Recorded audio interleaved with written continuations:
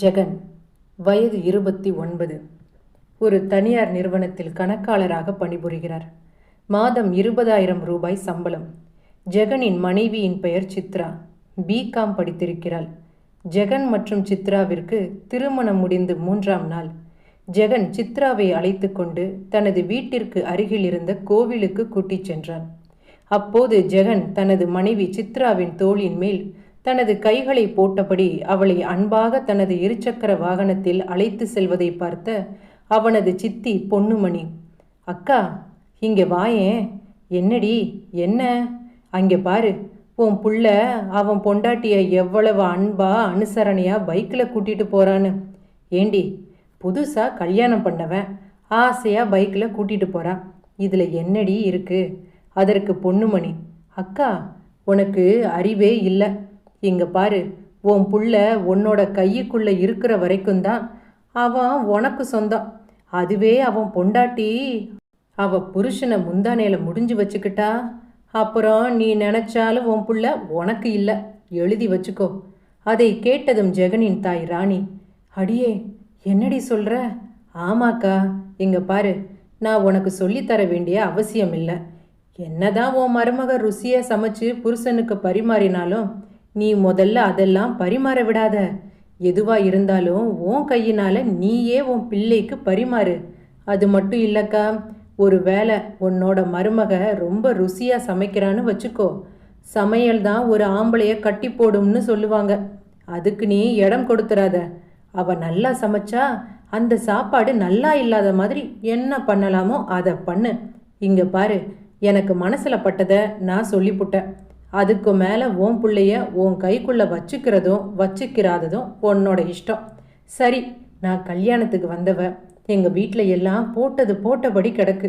நான் தான் எல்லாம் போய் சரி பண்ணணும். மகன்னு உன்னை பெற்று வச்சிருக்கனே, 12வது படிக்குதுன்னு பேரு தான்.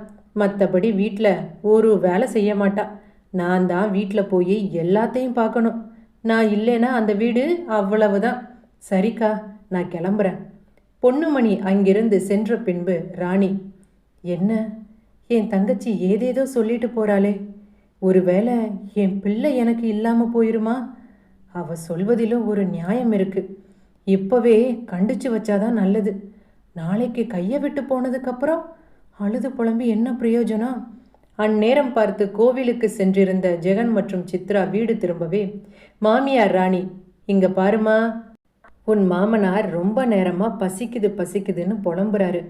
ஃப்ரிட்ஜில் கொஞ்சம் மாவு இருக்குது, அதை இட்லி ஊற்றிட்டு கொஞ்சம் தக்காளி சட்னியும் தேங்காய் சட்னியும் பண்ணிடு" என்று கூறியதும் சித்ரா சமையல் அறைக்கு சென்று இரவு உணவு தயார் செய்தாள். பின்பு அனைவரும் சாப்பிடுவதற்காக டேபிளின் முன்பு அமர்ந்திருக்க சித்ரா தான் செய்திருந்த உணவு பதார்த்தங்களை கொண்டு வந்து டேபிளில் வைத்தாள். சித்ரா தனது கணவன் ஜெகனுக்கு ஒரு தட்டிலில் தான் செய்த உணவுகளை பரிமாறத் தொடங்கிய போது அதனை பார்த்த மாமியார் ராணி, "சித்ரா, நீ போய் முதல்ல ஒரு டீ போட்டு எடுத்துட்டு வா, நான் எல்லாருக்கும் பரிமாறிக்கிறேன்." சித்ரா அங்கிருந்து சென்ற பின்பு ஜெகன், "என்ன சாப்பாடு இது? சட்னியில் இப்படி உப்பள்ளி போட்டிருக்கா, வாயிலேயே வைக்க முடியல" என்று கூறியது மாமியார் ராணி, "என்னடா, என்ன சொல்கிற?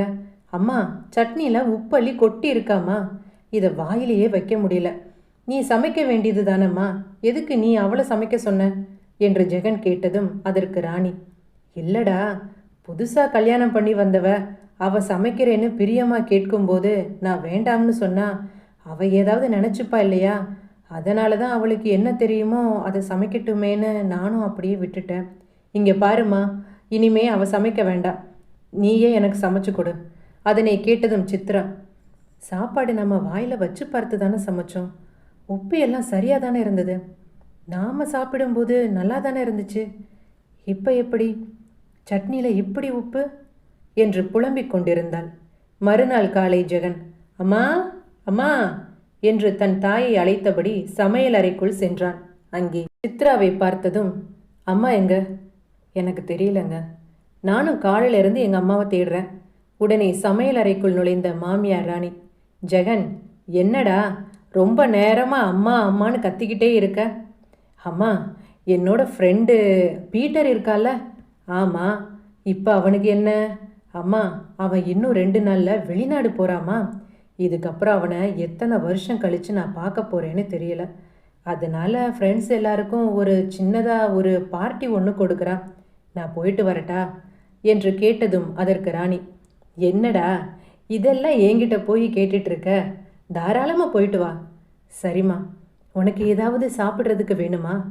நான் வரும்போது உனக்கு ஏதாவது வாங்கிட்டு வரணுமா என்று தன் தாயை பார்த்து கேட்க, அதற்கு ராணி, அதெல்லாம் எனக்கு ஒன்றும் வேண்டாம், வீட்டில் எல்லாம் இருக்குது, நீ பத்திரமா போயிட்டு பத்திரமா வா, சரியா? அப்போ நான் போயிட்டு வரேம்மா என்று அங்கே நின்று கொண்டிருந்த தன் மனைவி சித்ராவிடம் போய் வருகிறேன் என்று ஒரு வார்த்தை கூட சொல்லாமல் சென்றான். அதனை பார்த்த மாமனார் சேதுராமன், டேய் ஜெகன், இங்கே வா. என்னப்பா, எதுக்கு என்னை கூப்பிட்டீங்க? ஏண்டா, உன்னோட மனைவி அங்கே தானே நிற்கிறா, அவகிட்ட ஒரு வார்த்தை அன்பா நான் போயிட்டு வரேன்னு சொன்னா என்னடா? உங்கள் அம்மா கிட்ட மட்டும் சொல்லிட்டு போற? அவள் என்ன நினப்பா? அப்பா, அவளே அதை பற்றி ஒன்றும் கேட்கல, நீங்கள் ஏன் தேவையில்லாமல் ஏதேதோ கற்பனை பண்ணி கேள்வி மேலே கேள்வி கேட்குறீங்க? இந்த குடும்பத்தில் நீங்கள் முதல்ல எதுவும் பிரச்சனை பண்ணாமல் இருந்தால் சரி என்று கூறியதும் மறு வார்த்தை பேசாத சேதுராமன் மீண்டும், நூலை போல சேலை தாயை போல பிள்ளைன்னு சொல்லுவாங்க, உன்னோட விஷயத்தில் அது ரொம்ப சரியாக இருக்குதுடா என்று கூறிவிட்டு மீண்டும் தனது செய்தித்தாளை படிக்கத் தொடங்கினார். இரவு சித்ரா, இன்னமும் வீட்டுக்கு வராமல் இருக்காரு, சரி ஒரு ஃபோன் பண்ணி பார்ப்போம் என்று வெளியே வந்தவளுக்கு அதிர்ச்சி. இரவு வீட்டிற்கு வந்த சித்ராவின் கணவன் ஜெகன் தனது தாய்க்கு பிடித்தமான உணவுகளை கடையிலிருந்து வாங்கி கொண்டு வந்தது மட்டுமல்லாமல் தனது தாயை அழைத்து, அம்மா, உனக்கு பிடிச்ச எல்லா இனிப்பும் பழங்களும் வாங்கிட்டு வந்திருக்கேன். எதுக்குடா எனக்கு இதெல்லாம்? அம்மா, எனக்கு நீ தான் ரொம்ப முக்கியம், உனக்கு வாங்கி தராமல் வேற யாருக்கு நான் இந்த வீட்டில் வாங்கி தரப்போகிறேன். அப்போது மாமியார் சித்ராவை பார்த்து ஒரு நகைப்பு சிரிப்பு ஒன்று சிரித்தாள். அதனை பார்த்த மனைவி சித்ரா, கல்யாணம் பண்ணி இவ்வளவு நாளாச்சு, இப்போது வரைக்கும் எனக்கு என்ன பிடிக்கும்னு கேட்டிருப்பாரா? இல்லை எனக்கு ஆசையாக ஏதாவது வாங்கி தான் தந்திருப்பாரா? ஆனால் இப்போது அவங்க அம்மா வேண்டாம் என்று சொல்லியும் கூட அவங்களுக்கு பார்த்து பார்த்து வாங்கிட்டு வரதும் இல்லாமல் அவரே அவர் கையினால் ஊட்டி விடுறாரு. இந்த வீட்டில் அவரோட மனைவி நான் ஒருத்தி இருக்கேங்கிற நினப்பு கூட அவருக்கு இல்லை என்று தனது அழுகையை தனது தலையணையோடு புதைத்து கொண்டாள். அன்று ஒரு நாள் சித்ராவிற்கு தனது பெற்றோரின் ஞாபகம் வரவே, அப்பா அம்மாவை பார்த்து ரொம்ப நாளாச்சு, ஜெகன்கிட்ட போய் கேட்கலாம் என்று ஜெகனை தேடி வெளியே வந்தாள். அங்கே ஜெகன் தனது நண்பனுடன் தொலைபேசியில் பேசிக் கொண்டிருப்பதை பார்த்ததும் சித்ரா, என்னங்க, எனக்கு எங்கள் அப்பா அம்மாவை பார்க்கணும் போல் ரொம்ப ஆசையாக இருக்குது, நாம் இந்த ஞாயிற்றுக்கிழமை எங்கள் வீட்டுக்கு போயிட்டு வரலாமா? அதற்கு ஜெகன், பார்ப்போம் பார்ப்போம். என்ன பார்ப்போம் பார்ப்போன்னு சொல்கிறீங்க? போகலாம்னு சொல்லுங்கள். 2 வீலரில் போனால் கூட இங்கேருந்து அரை மணி நேரத்தில் எங்கள் வீட்டுக்கு போயிடலாம். அது மட்டும் இல்லை, ஞாயிற்றுக்கிழமை உங்களுக்கு எப்படியும் எந்த ஒரு வேலையும் இருக்காது. அப்புறம் என்னங்க, என்னை எங்கள் வீட்டுக்கு கூட்டிகிட்டு போங்க ப்ளீஸ், என்னை கூட்டிகிட்டு போயிட்டு வாங்க என்று சித்ரா கேட்க, அதற்கு ஜெகன், சரி எங்கள் அம்மா கிட்ட ஒரு வார்த்தை கேட்டுட்டு சொல்கிறேன். அதற்கு சித்ரா, என்ன நீங்கள் எதுக்கு எடுத்தாலும் எங்கள் அம்மா கிட்ட கேட்குறேன் எங்கள் அம்மா கிட்ட கேட்குறேன்னு சொல்கிறீங்க? என்ன எங்கள் அம்மா வீட்டுக்கு அழைச்சிட்டு போகிறதா இருந்தால் கூட உங்கள் அம்மாவோட பர்மிஷன் வேணுமா?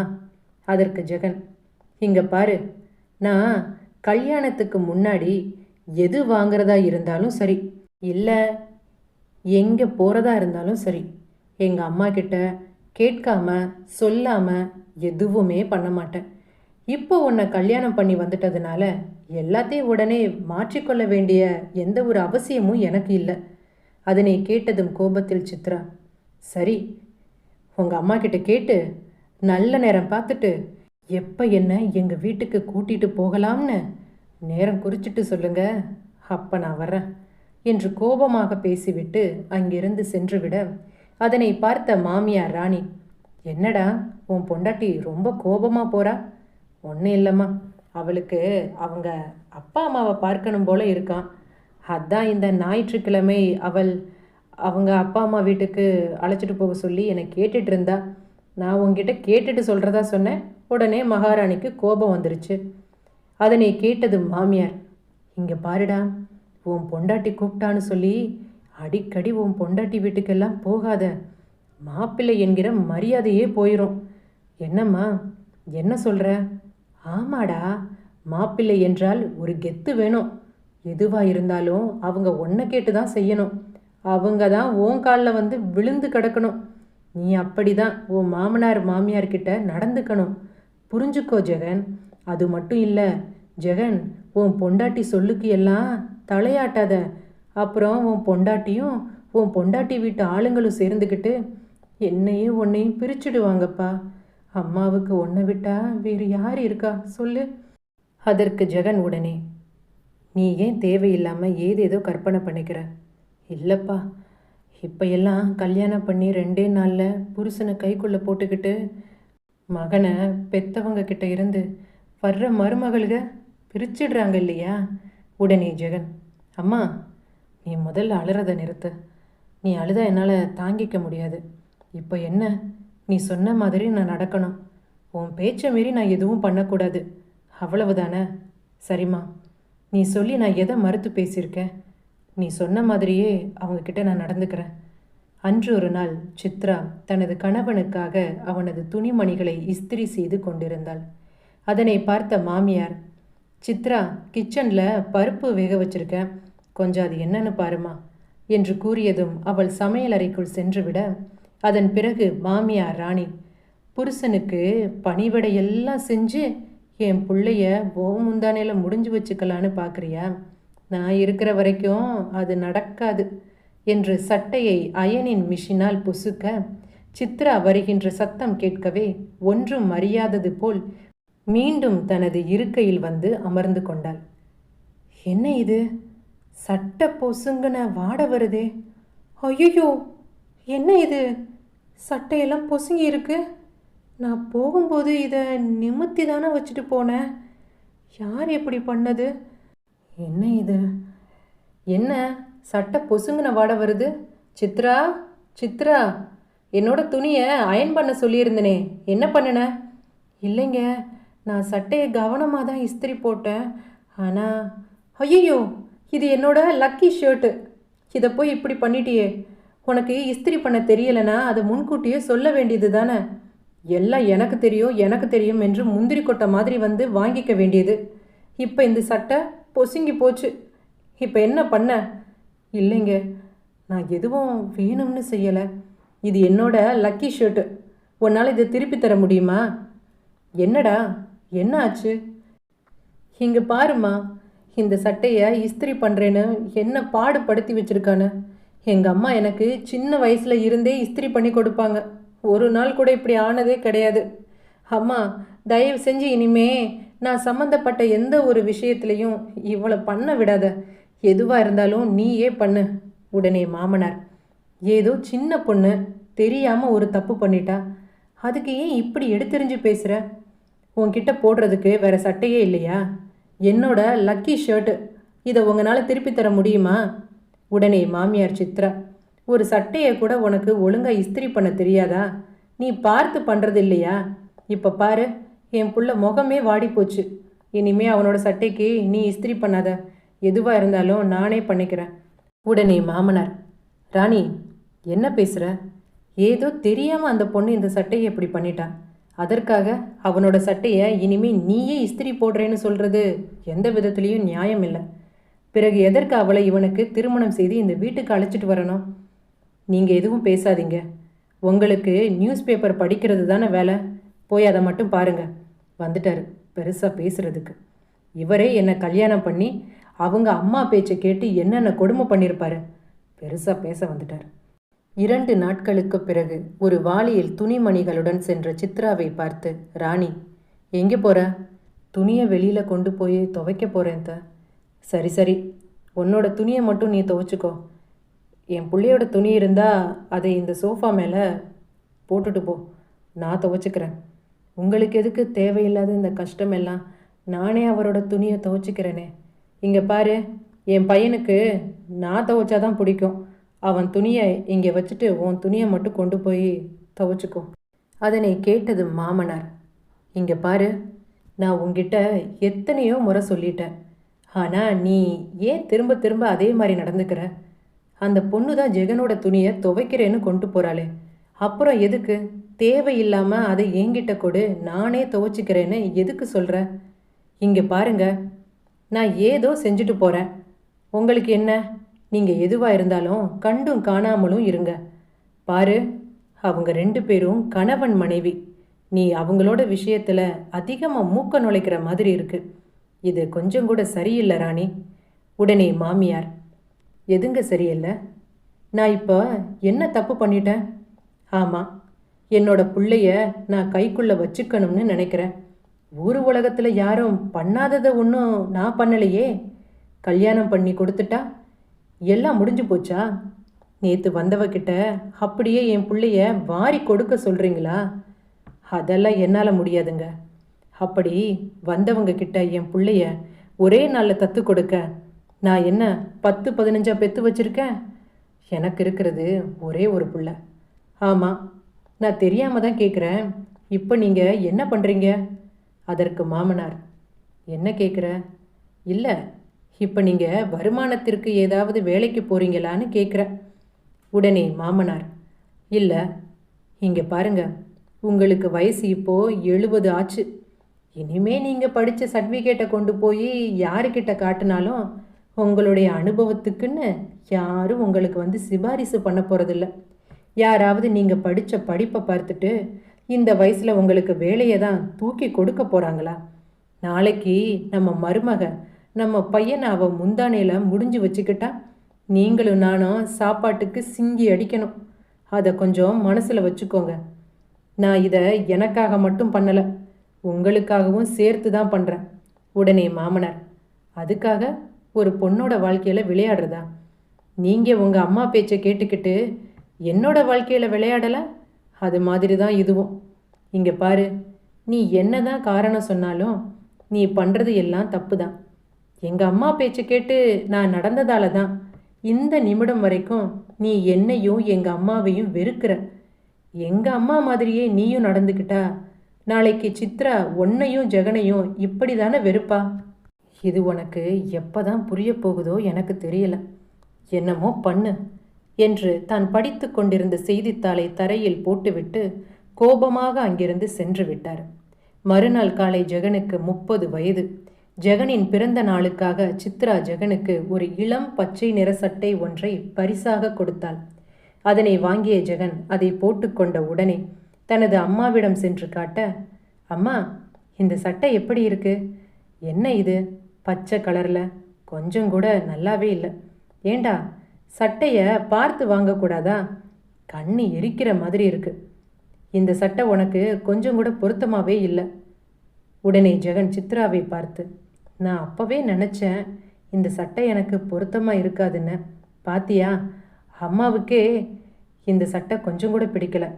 உடனே மாமியார், ஜெகன், நான் உனக்காக இந்த மஞ்சள் கலர் சட்டையை வாங்கி வந்திருக்கேன். இது உன்னோட கலருக்கு ரொம்ப பொருத்தமாக இருக்கும்டா. நீ இதையே உன்னோட பிறந்த நாளுக்கு போட்டுக்கோ என்று மாமியார் கூறியதும், சரி, நான் அம்மா எனக்காக வாங்கி கொடுத்த அந்த மஞ்சள் நிற சட்டையவே போட்டுக்கிறேன். இப்படியே நாட்கள் போய்கொண்டிருக்க அன்று மாமியார் ராணி திருமண நிகழ்ச்சி ஒன்றிற்கு சென்றுவிட சித்ரா கணவனுக்கு பிடிக்கும் என்று அவனுக்கு பிடித்தமான அனைத்து உணவுகளையும் சமைத்து டேபிளில் வைத்திருந்தாள்.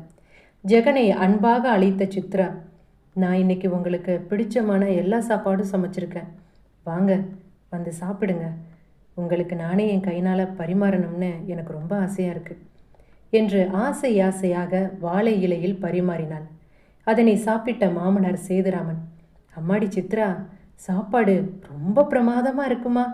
என்னோட வாழ்நாளில் எப்படி ஒரு ருசியான சாப்பாடை நான் சாப்பிட்டதே இல்லை, எனக்கு இன்னும் கொஞ்சம் போடுமா என்று கேட்டு கேட்டு வாங்கி சாப்பிட்டார். ஆனால் ஜெகன், என்ன இருந்தாலும் சாப்பாடு எங்கள் அம்மா சமைக்கிற மாதிரி இல்லை, எல்லாம் உப்பு சப்பு இல்லாமல் என்னமோ மாதிரி இருக்குது. எனக்கு இந்த சாப்பாடு கொஞ்சம் கூட பிடிக்கல, நான் ஹோட்டலில் போய் வாங்கி சாப்பிட்டுக்கிறேன். டேய், அந்த பொண்ணு உனக்கு பிடிக்கும் என்று எவ்வளவு ஆசையாக சமைச்சு வச்சிருக்கா, அதை ஒரு வாய் ருசி பார்க்காம இப்படி பேசுறியே. அப்பா, உங்கள் மருமகளுக்காக நீங்கள் வேண்டுமென்றால் பொய் சொல்லலாம், என்னால் முடியாது. நான் அம்மாவை சமைக்க சொல்லி சாப்பிட்டுக்கிறேன். அம்மா வீட்டுக்கு வரட்டும், நான் அவங்க கையினால் சமைச்சு சாப்பிட்டுக்கிறேன். உப்பு சப்பு இல்லாத ஒரு சாப்பாடை இலையில வேற பரிமாற வந்துட்டேன். எனக்கு இந்த சாப்பாடு வேண்டாம் என்று இலையை தள்ளிவிட்டு கையில் இருந்து சோற்றை தரையில் உதறியபடி சென்றான். அதனை பார்த்த மாமனார், அம்மாடி சித்ரா, நீ எதுவும் கவலைப்படாதம்மா. சின்ன வயசுல இருந்தே அவங்க அம்மா அவனை கைக்குள்ளே வச்சு வளர்த்துட்டா. எல்லாம் போக போக சரியாயிரும். நீ வா, நான் உனக்கு பரிமாறுறேன், நீ சாப்பிடு. இல்லை மாமா, பரவாயில்ல, எனக்கு அவர் பேசினதுலேயே வயிறு நிறைஞ்சிருச்சு. சித்ராவின் அந்த சோகமான முகத்தை பார்த்த சேதுராமன், பாவம் அந்த பொண்ணு, எவ்வளவு ஆசையாக இவனுக்காக சமைச்சு கொடுத்தா. இந்த படுபாவி இப்படி அந்த பொண்ணை எடுத்தெறிஞ்சு பேசுகிறானே. எல்லாம் அவள் அம்மாவை சொல்லணும். அவனால தான் இவன் இப்படி இந்த பொண்ணுக்கிட்ட எடுத்தெறிஞ்சு பேசுகிறான். இவ்வாறாக நாட்கள் சென்று கொண்டிருக்க ஒரு நாள் வெகுண்டெழுந்த சித்ரா, என்னங்க, நான் வேலைக்கு போகலாம்னு முடிவு பண்ணியிருக்கேன். வேலைக்கா? நீ வேலைக்கு போயிட்டா வீட்டு வேலையெல்லாம் யார் செய்கிறது? நீங்களும் உங்கள் அம்மாவும் சேர்ந்து வீட்டில் என்ன எந்த வேலையும் பார்க்க விடுறதில்ல. உங்கள் அம்மாவே என்னைக்காவது வெளியில் போனால் கூட நான் சமைச்சு கொடுத்த அந்த சாப்பாடு கூட உங்களுக்கு பிடிக்கிறதும் இல்லை. சமையல் கூட உங்கள் அம்மா கையினால் சாப்பிட்டாதான் உங்கள் தொண்டைக்குழியில் இறங்கும். உங்கள் சட்டையை துவைக்க போடலாம் என்று நான் போனேன். உங்கள் சட்டையை கூட உங்கள் அம்மா துவைச்சாதான் உங்களுக்கு பிடிக்குமாமே உங்கள் அம்மா சொன்னாங்க. இப்படி இருக்கும்போது இந்த வீட்டில் இந்த 4 சுவற்றை மட்டும் பார்த்துக்கிட்டு என்னால் எப்படி இருக்க முடியும்? அதனால தான் நான் படித்த படிப்புக்கு ஒரு வேலையை தேடலாம் என்று முடிவு பண்ணியிருக்கேன். அதற்கு ஜெகன், சரி, நான் எங்கள் அம்மா கிட்ட ஒரு வார்த்தை கேட்டுட்டு சொல்கிறேன். அதற்கு சித்ரா, பாருங்க, வேலைக்கு போகிறது நான், உங்கள் அம்மா இல்லை. எதுக்கு எடுத்தாலும் எங்கள் அம்மாவை கேட்டு சொல்கிறேன், எங்கள் அம்மாவை கேட்டு சொல்கிறேன்னு சொல்கிறீங்களே, உங்களுக்குன்னு சுயமாக முடிவெடுக்கிற அறிவு இல்லையா? என்னடி, என்னை பார்த்து என்ன சொன்ன என்று அவளை கைவோங்க அறைக்குள் நுழைந்த மாமியார் ராணி, ஐயையோ, இந்த வீட்டில் நிம்மதியாக ஒரு டீயை குடிச்சிட்டு ஒரு செய்தித்தாள் படிக்க முடியலை. உங்கள் 2 பேரோட சத்தம் திருமோன வர கேட்குது. ஏன் இப்படி கத்தி பேசுகிறீங்க? இல்லைம்மா, இவ வேலைக்கு போகிறாளாம். உங்ககிட்ட கேட்டுட்டு ஒரு முடிவு பண்ணலாம்னு சொன்னேன். அதுக்கு தாம் தூம்னு கத்துறா. அதற்கு சித்ரா, புருஷன் பொண்டாட்டி நாங்கள் ஏதோ பேசிக்கிறோம். நீங்கள் எதுக்கு கதவை கூட தட்டாமல் இப்படி அறைக்குள்ளே நுழையிறீங்க? இது உங்களுக்கே நாகரிகமாக இருக்கா? என்னடி, எங்கள் அம்மாவை பார்த்து என்ன வார்த்தை சொல்லிட்டேன் என்று கோபத்தில் ஜெகன் மீண்டும் அவளை அடிக்க கையை ஓங்க அதனை பார்த்த மாமனார் சேதுராமன், டேய், முதல்ல கையை கீழே இறக்கு. கட்டுன மனைவியை கை ஓங்கி அடிக்கிற அளவுக்கு துணிஞ்சிட்டியா? மனைவியை அடிக்கிறவன் ஒரு நல்ல ஆம்பளை கிடையாது. அதனை கேட்டது மாமியார், என்ன நீங்கள், இங்கு என்ன நடந்தது என்று உங்களுக்கு தெரியுமா? இவ பெத்த அம்மா என்கிட்ட என் புள்ள எந்த ஒரு முடிவும் கேட்டு எடுக்கக்கூடாதுன்னு சொல்கிறா. அதற்கு மாமனார் சேதுராமன், அந்த பொண்ணு சொன்னதில் என்ன தப்பு இருக்கு? இங்கே பாரு ஜெகன், உன்னை பார்த்துக்க உங்கள் அம்மா மட்டுமே போதும்னா நீ எதுக்காக ஒரு பொண்ணை கல்யாணம் பண்ணி இந்த வீட்டுக்கு அழைச்சிட்டு வரணும்? நீ ஒன்றும் சின்ன குழந்தை கிடையாது. உனக்கு வயசு இப்போது 30 ஆகுது. நாளைக்கே உனக்கு ஒரு குழந்தை பிறந்தா அதனை எந்த பள்ளியில் சேர்க்கலாம், அந்த குழந்தைக்கு என்ன உடை வாங்கலாம்னு இப்படி தான் எல்லாவற்றையும் உங்கள் அம்மா கிட்ட கேட்டு கேட்டு பண்ணுவியா? இங்கே பாரு என்று தனது மனைவியை பார்த்த சேதுராமன், உன் புள்ள இன்னும் பால் குடிக்கிற சின்ன குழந்தை இல்லை. பாலை குடிக்க வச்சு தொட்டிலில் தூங்க போட்டு தாளாட்டுறதுக்கு அவனுக்கு கல்யாணம் பண்ணி அவனை பார்த்து கொள்ள பொண்டாட்டின்னு ஒருத்தி வந்துட்டா. இனிமே அவங்க வாழ்க்கையை அவங்க 2 பேரும் பேசி தான் முடிவு பண்ணணும். அவங்களுக்குள்ள ஏதாவது பிரச்சனைன்னு நம்ம கிட்ட வந்தா மட்டும் நாம நம்மளுடைய கருத்தை சொல்லணுமே தவிர அவர்களுடைய எல்லா செயலிலும் நம்ம கருத்தை திணிக்க கூடாது. கணவன் மனைவி 2 பேரும் ஒருத்தரை ஒருத்தர் பார்த்து புரிஞ்சுக்கிட்டு தானே திருமணம் செஞ்சுருக்காங்க. அனைத்திற்கும் மேலாக 2 பேருமே படித்தவர்கள். சுயமாக முடிவெடுக்கிற வயசு அவங்களுக்கு. அவங்கள அவங்க போக்கில் விடு. உன் பிள்ளைய உன் கைக்குள்ளே வச்சுக்கிட்டு உன்னுடைய மருமகளை ஆட்டி படைக்கலாம் என்கிற இந்த எண்ணத்தை நிறுத்து என்று கோபமாக கூறிவிட்டு தனது வேட்டியை தனது கையில் பிடித்தபடி அங்கிருந்து சென்று விட்டார். பின்பு சித்ரா தனது மாமியார் ராணியை பார்த்து, பாருங்க, எனக்கு உங்ககிட்ட இருந்து உங்கள் பிள்ளையை பிரிக்கணும் என்கிற எண்ணமெல்லாம் எதுவும் கிடையாது. எங்களுக்குன்னு தனிப்பட்ட விருப்பு வெறுப்பு என்று இருக்கு. அதில் நீங்கள் தலையிடாமல் இருந்தால் அதுவே எனக்கு போதும். என்னுடைய கணவர் சுயமாக சிந்திக்கணும் என்கிற எண்ணம் மட்டும்தான். உங்களுக்கு பிறகு எங்களுடைய வாழ்க்கை. இவர் இப்படியே இருந்தாருன்னா எங்களுடைய எதிர்காலமே கேள்விக்குறியாயிரும். அந்த பயத்தில் தான் நான் இப்படி பேசிட்டேன். அதை கேட்ட மாமியார் ராணி எந்த ஒரு பதிலும் கூறாமல் தான் செய்த தவறை நினைத்து கூனி குறுகி தரையை பார்த்தபடி நடந்து கொண்டே அங்கிருந்து சென்றாள். இந்த கதையில் வருகின்ற ஜெகனின் சித்தி பொன்னுமணி மாமியார் ராணியை பார்த்து, உன் மகனை உனது கைக்குள் வைத்துக்கொள் என்ற அந்த ஒரு வார்த்தையை கூறாமல் இருந்திருந்தால் ஒருவேளை மாமியாரும் மருமகளும் சுமூகமான நட்புறவோடு இருந்திருக்கலாம். ஒவ்வொரு மாமியாரும் புரிந்து கொள்ள வேண்டிய ஒன்று, நீங்கள் உங்களது மகனுக்கு ஒரு பெண் தேடி அல்லது உங்களுக்கு ஒரு மருமகள் வேண்டும் என்று ஒரு பெண்ணை திருமணம் செய்து உங்கள் வீட்டிற்கு அழைத்து வருகின்ற பொழுது அவள் உங்களுக்கு கட்டுப்பட்டு நடக்க வேண்டுமே தவிர உங்களது உறவினர்கள், நட்பு வட்டாரங்கள் என்று அனைவரது ஆலோசனை மற்றும் விருப்பத்தின்படி நடக்க வேண்டிய எந்த ஒரு கட்டாயமும் அவசியமும் கிடையவே கிடையாது. அது மட்டுமல்ல, உங்கள் வீட்டிற்கு வருகின்ற மருமகள் ஏதேனும் சிறு சிறு தவறுகள் செய்திருந்தால் அதை அன்போடு மாமியாராகிய நீங்கள் கண்டித்து திருத்தலாம். ஒரு சில குடும்பங்களில் சில மாமியார்கள் தங்களது உறவினர்களின் ஆலோசனைப்படி தங்களது மருமகளை நடத்துகின்ற பொழுதுதான் இது போன்ற குடும்ப சிக்கல்கள் அங்கு எழுகின்றன. ஒன்றை மனதில் வைத்துக் கொள்ளுங்கள். உங்களுக்கு ஆலோசனை சொல்கின்ற உங்களது நட்பு வட்டாரங்கள் அல்லது உங்களது உறவினர்கள் ஒருவேளை அவர்களது குடும்பத்தில் மாமியார் மற்றும் மருமகளுக்கு இடையே சுமூகமான உறவு ஒன்று இல்லாமல் இருந்திருந்தால் கண்டிப்பாக நீங்களும் உங்கள் மருமகளுடன் நட்புறவோடு பழகுவதை அவர்கள் என்னாலும் விரும்ப மாட்டார்கள். அப்படி இருக்கின்ற சூழ்நிலையில் நீங்கள் உங்களது மருமகளின் குறைகளை பற்றி அவர்களிடம் சொல்லும் பொழுது பெரும்பாலானோர் உங்களை அவர்களது கட்டுக்குள் வைத்துக்கொள்ள விரும்புவார்களே தவிர உங்களுக்கும் உங்களது மருமகளுக்கும் இடையிலான உறவு சிக்கலை சரி செய்ய என்னாலும் விரும்ப மாட்டார்கள். அப்படி இருக்கையில் எதற்காக உங்களது மருமகளின் குறைகளை பற்றி பிறரிடம் கூற வேண்டும்? அதனை நீங்களே இருவரும் பேசி சரி செய்து கொள்ளலாமே. அது மட்டுமல்ல, ஒவ்வொரு மகனும் கட்டாயம் தெரிந்து கொள்ள வேண்டியது, ஒரு வயதிற்கு பின் சுயமாக முடிவெடுக்கின்ற நிலைமையில்தான் ஒவ்வொரு ஆணும் ஒரு பெண்ணை திருமணம் செய்து கொள்கின்றான். அப்படி இருக்கின்ற சூழ்நிலையில் உங்கள் தாயும் தாரமும் ஒரு ஆணுக்கு இரு கண்கள் மாதிரி. எந்த ஒரு ஆணும் ஒரு கண்ணை இழந்து ஒரு கண்ணுடன் வாழ விரும்புவது இல்லை. அப்படி இருக்கையில் உங்கள் மனைவிக்கும் உங்களது தாய்க்கும் இடையே ஏதேனும் உறவு சிக்கல்கள் ஏற்படுகின்ற பொழுது அதனை சரி செய்ய வேண்டியது ஆண்களாகிய உங்களின் கடமை. குடும்பம் என்று வருகின்ற பொழுது உங்கள் தாய், தந்தை மற்றும் மனைவி இருவரிடமும் ஆலோசனை கேட்பதுதான் நல்லது. சில நேரங்களில் பெற்றோர்கள் சொல்கின்ற ஆலோசனைகள் சரியாக இருக்கின்ற பட்சத்தில் கண்டிப்பாக அதை நீங்கள் உங்களது வாழ்க்கையில் செயல்படுத்தலாம். அதுவே நீங்கள் மற்றும் உங்களது மனைவி சம்பந்தப்பட்ட விஷயம் என்றால் அதை இருவரும் சேர்ந்து பேசி ஒரு முடிவுக்கு வருவதுதான் சரியே தவிர அதனை கொண்டு சென்று உங்கள் தாயிடம் அனுமதி கேட்பது என்பது ஒரு பொழுதும் சரியாகாது.